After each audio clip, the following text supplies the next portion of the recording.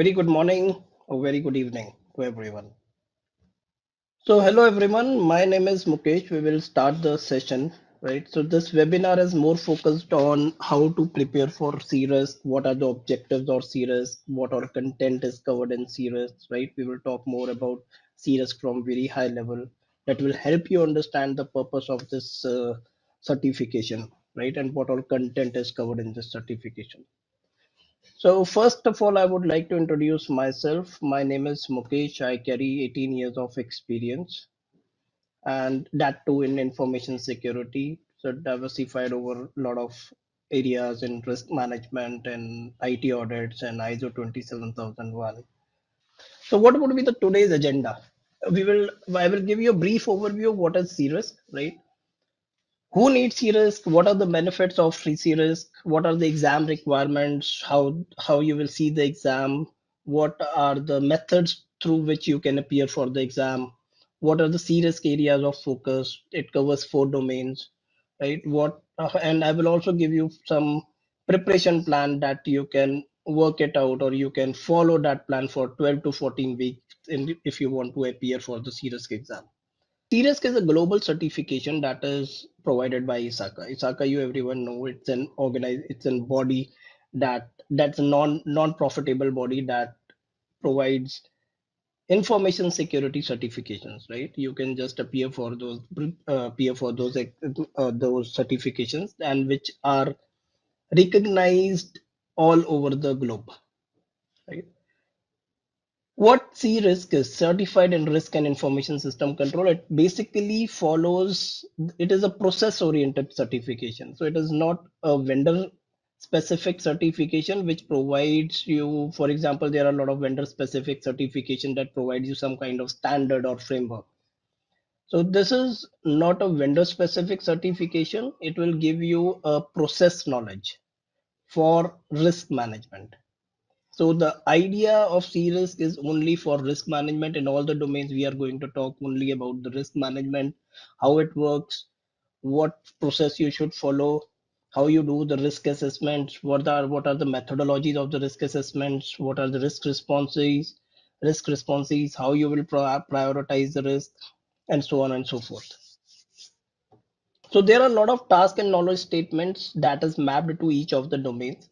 So we are not going to deep dive into what are the task and knowledge statements are. There are around 10 to 12 task statements in each domain, right? So task and knowledge statements are actually the objectives. Those objectives are completely mapped with the domains. So who needs CRISC and its benefits? So any can from the IT background can do the CRISC. It is beneficial for all the people, whether you are technical, whether you are non-technical, whether you are in functional or process oriented role, you can do it. So CRISC was kicked off by ISACA in 2010, right? Since then, more than 18,000 professionals have earned this certification. As I told you earlier also, ISACA CRISC is a vendor neutral certification. It talks more about the IT risk management, right? Its processes, but it is not focused on any kind of framework or standard. Moving on to the CRISC exam design and requirements. So the exam is for 4 hours, right? It has 150 questions. So you won't be given any extra time for the breaks. So whatever the time is given to you is 4 hours, and that includes the breaks also. You can appear for the exam from any of the Pearson centers, or you can also take it from home. So since COVID, this is an additional perk for everyone to you can give the exam from home. All the questions are multiple choice questions, right? You have to pick up the best answer out of it. And the result of pass or fail is displayed as soon as you end the exam or submit the exam. However, you will not get the score at that time. It will take around 10 to 15 days normally to for ISACA to get back to you and provide you the detailed score. Now, many people ask me whether if they don't have the 5 years of experience, whether you can clear or sit for the exam or not. You can sit for the CRISC exam. You can clear it. ISACA will give you 5 years of time to prove that you have relevant experience. And after that 5 years, you can claim your certification. So till then, till the time you don't provide the evidence that you have 5 years of experience, you cannot claim the certification. You will be CRISC qualified, but you will not be CRISC certified. Requirements for home or proctored exam: you should have a laptop, your good internet connection, your webcam is required because it will be home proctored and one person from the remote site will be watching you every time. So if you are a ISACA member, the exam cost will be $575. If you are not, if you are non-member, then it will cost around $760 if it has not been increased. Serious course outline. So serious is divided into four domains, right? Domain one is governance. Domain two is IT risk assessment. Here we talk about only risk assessment, how you, what is the risk management, what is the risk assessment, how you do the risk assessment, how you analyze it, right? What is risk analysis? It is complete. The complete process will be explained in domain two. Domain three, which covers around 32% and the maximum portion of your serious curriculum, that is risk response and reporting. So once you do the risk assessment, how you do the risk response, how you do the risk reporting, that all details will be covered in domain three.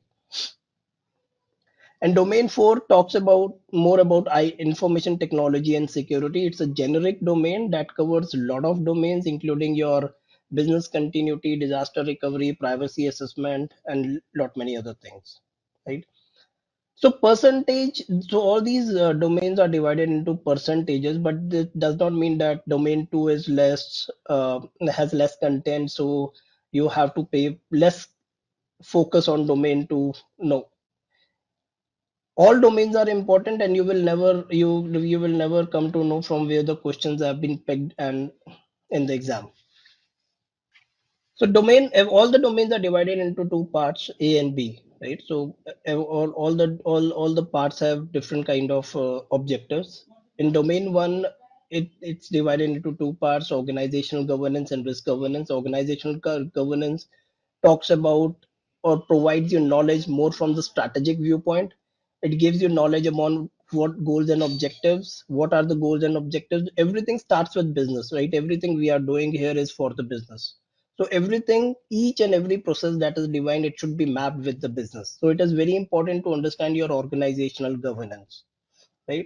If you don't have the knowledge of organizational governance, you won't be able to define your risk governance in serious aspect, right? So it will help you know what the organization strategy is, what kind of business organization has, what are their goals and objectives, right? What is their organizational structure, what kind of organization culture it carries, what is the organization structure. We will talk more about all these things in detail we do when we do the detailed session on these domains. It also talks about business process reviews. Now, what are the business processes? How the business processes are mapped with your organizational goals and objectives, right? So it will give you the overall knowledge about the organizational governance, which is very important and an initial stage to understand for a risk assessor before moving ahead with the risk governance program. So once you have knowledge about the organizational governance, then you will move to the risk governance to understand how the risk governance is, right? So what is governance? Okay, what is governance? Governance are the set of rules or regulations that you define for your organization, right? So it is on the top level, right? It defines what are the policies and procedures for a specific program, right? How you will run that program. So risk governance will cover the topics: what is your enterprise risk management at the organizational level, what kind of methodologies you will use for the risk assessment, what kind of frameworks you will use for your organization risk management. There are n number of frameworks, n number of standards that are available in the market, but it always depends upon your organization requirements, what kind of framework you want to use for your organization. Can be a tailored one as well, right? What are the three lines of defenses? Now, three lines of defenses are your operational management, your security and compliance management, your internal audit. So these are the three lines of defense, right? We'll talk more about or deep dive into it when we do the complete review course. How you define the risk profile, right? Every organization has the risk profile. On what requirements your risk profile is being developed, right? Now, risk appetite, tolerance, and capacity, these are very important terms, right? Now, this has to be defined at the governance level or the leadership level, right? So, what is risk appetite? What is risk tolerance? And what is risk capacity? Now, I will give you a small example to understand these concepts. I will not deep dive into it, but just a small example. Risk capacity is your overall capacity to spend on something. For example, you have a income of $100, right? You cannot, that is your capacity. Now there you would have some kind of appetite. Okay, I can take the risk till, for example, $80, right? That is your risk appetite.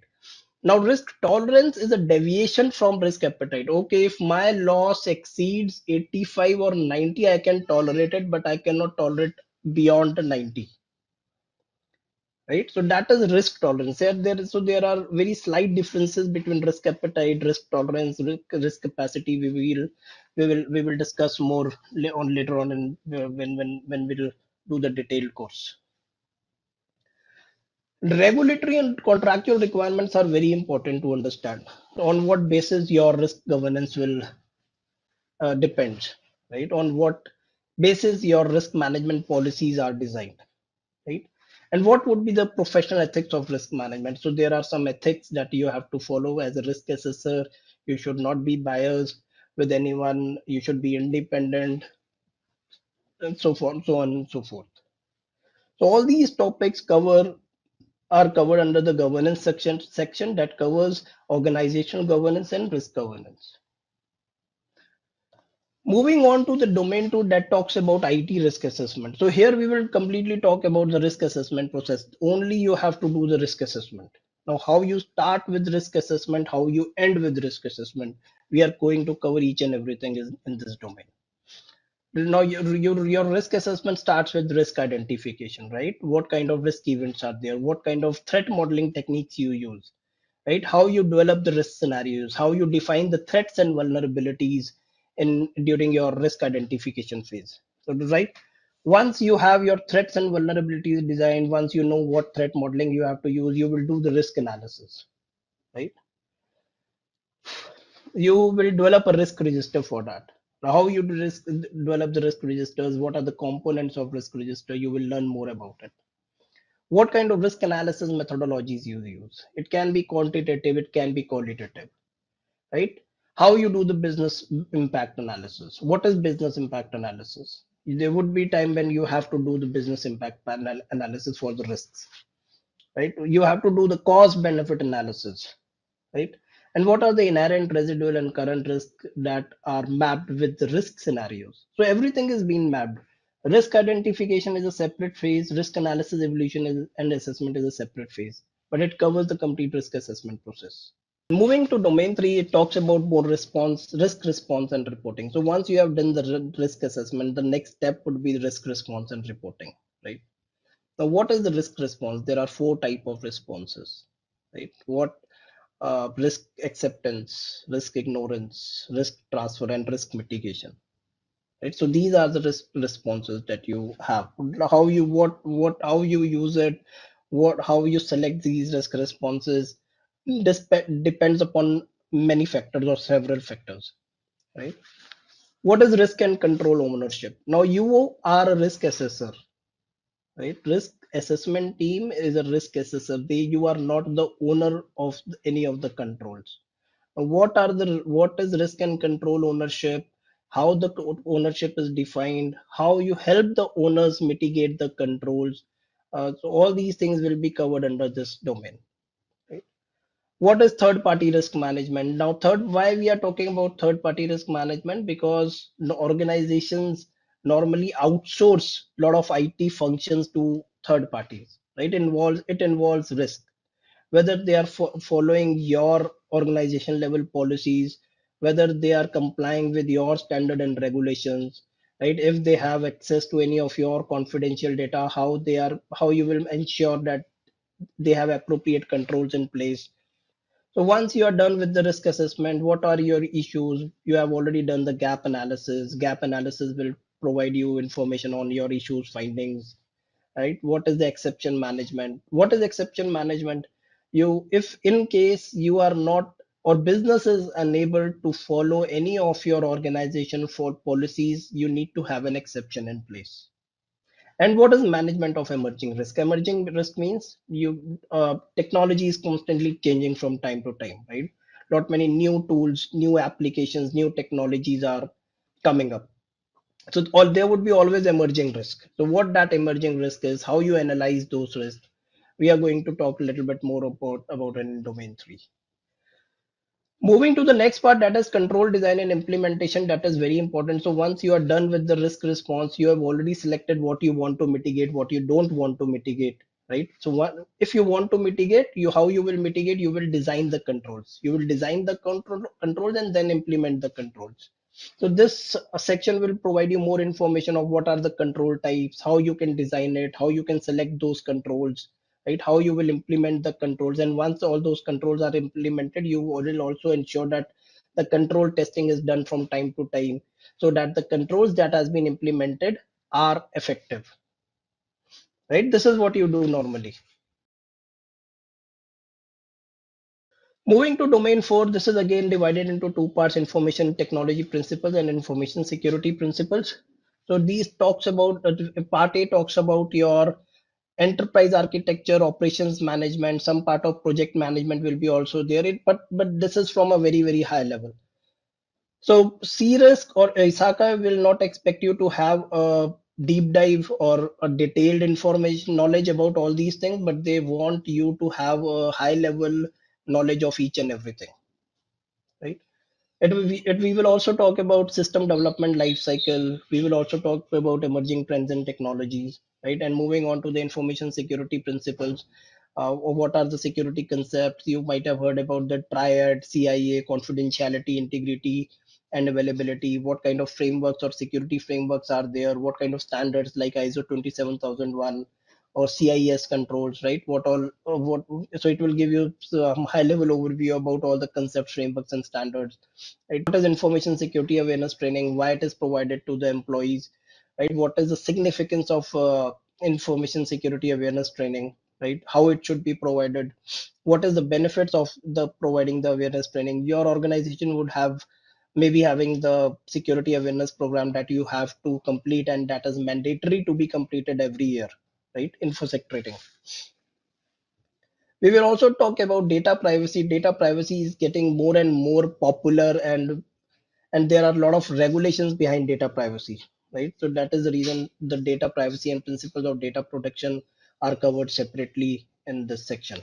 So data privacy will talk about what privacy is, how you protect personal information, what are the regulatory requirements to protect the personal information, right? How you do the privacy impact assessment on for the organizations, and so on. So some of the key topics, so I jotted down, documented some of the topics that you could need to focus on from different domains. So domain one, what are the impact factors, right? As we talked about organization structure, culture, how organization structure and culture plays an important role in defining your risk assessment or management strategy, right? What kind of risks would be there related to your organization culture, right? What is organization culture? How seriously your organization is taking the risk, right? That depends upon your organization structure. Now, your culture is would be, for example, my organization is very serious about information security, right? My organization provides regular awareness trainings to everyone. People are all the employees are very aware about what are the risks and consequences for non-compliances, right? So that is my organizational culture. You might have seen some organizations where people are least bothered about information security. That is also part of your organizational culture. Okay, moving to the other points like control environment. What kind of controls are there, right? How they are operating. Now, what would be how you would do the gap analysis? What is the current state of your organization? What is the desired state of your organization?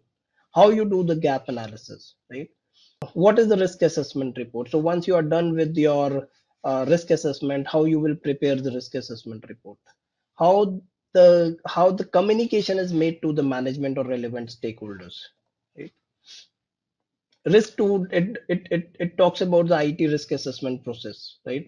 How you will define the RISI metrics, right? What would be the risk scenarios? It's all these things are defined when you are starting with your IT risk assessment. Your risk awareness, your risk appetite and tolerance, as I told you earlier.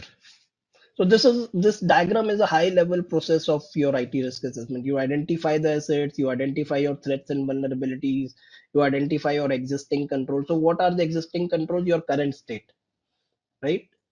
And where you want to be, or where your organization wants to be, that is your desired state. So difference between your desired state and current state is gap analysis.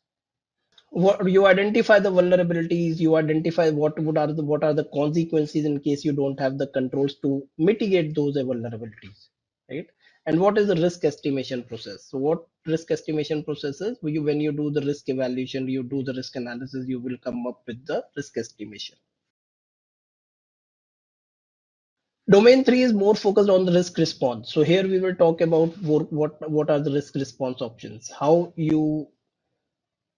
uh, how you will react to the identified risk. What kind of response you should choose when designing the risk treatment plan, right? How you will prioritize your risk responses. How you will decide whether you should mitigate the risk, you should avoid the risk, you should accept the risk, or you should transfer the risk, right? What you will do to ensure that the risks are mitigated, right? How you will communicate the same to the management, right? So this domain 3 more focuses on your risk response and reporting. How you report it, that is very important.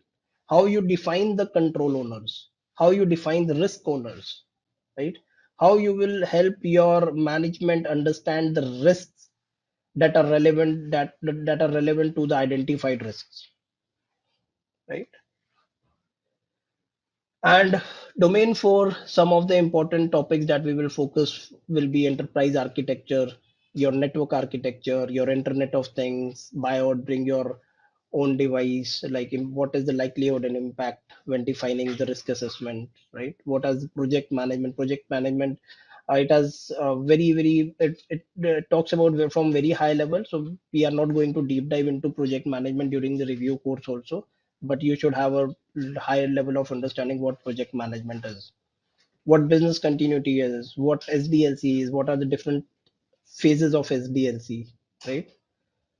So all these are some key topics that you need to focus on. And one very important thing, you should have some relevant experience. If you don't have relevant experience in IT, you won't be able to understand all these terms and terminologies. So it is recommended to have theoretical knowledge or practical knowledge at least of all the information technology concepts, so it would be easier for you to understand from CRISC viewpoint.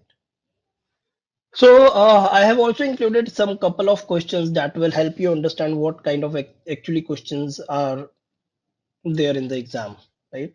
So for example, this question, it talks the most focused keyword is most, right?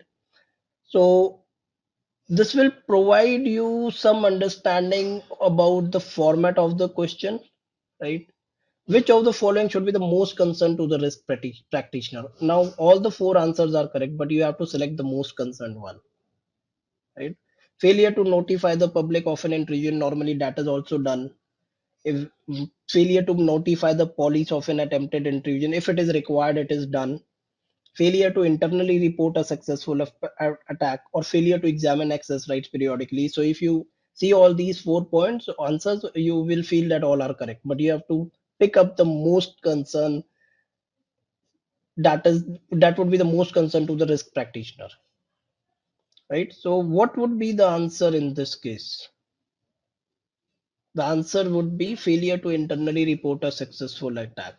So if you don't report the successful attack, that you won't be able to control that successful attack.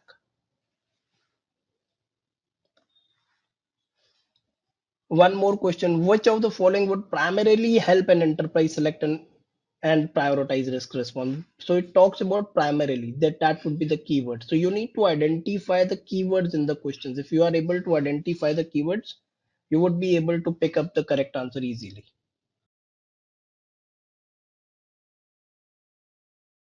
So here there are four options in this question as well, right? If you read all these options, you will see that all are correct. But what would be the primarily factor that will help an enterprise select and prioritize risk responses? So cost benefit analysis actually is a thing that normally you do the cost benefit to ascertain whether the control should be implemented or it should not be implemented. Okay, so finally we'll move to the plan. So this would be the plan. According to me, according to my experience, I have created this plan, 12 to 14 week preparation plan. But this would be a rigorous plan, right? At least you have to spend 3 to 4 hours on daily basis. So go through domain by domain, one at a time. 1 week, one domain is more than enough. Right? So if you do a reading also, that will work. 2 to 3 hours or 4 hours, whatever is okay for you. On weekends, you can devote more time. So once you are done with all the domains, you can jump on to reread the manual and question and answers.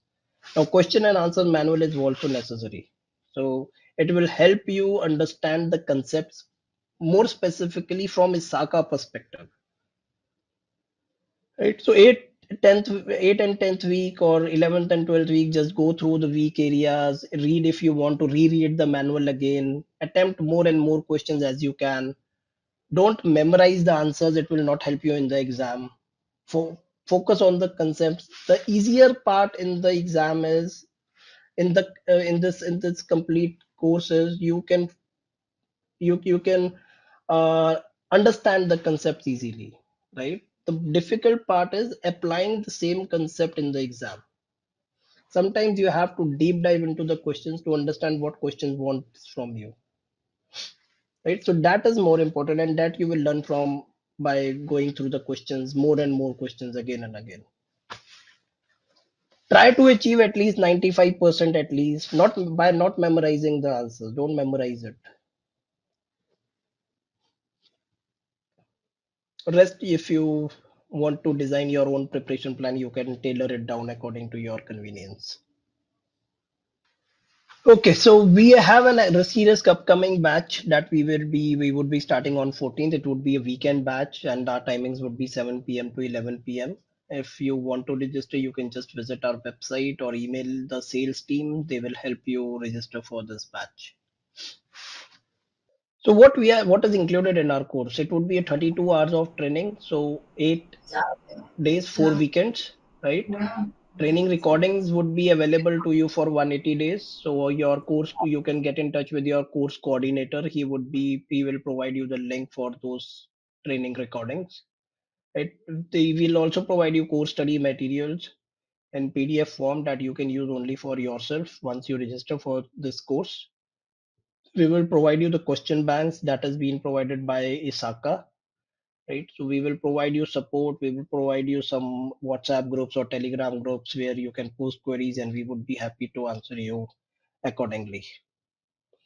There is some money back guarantee also. I think our support team will provide can provide you more information what this money back guarantee is.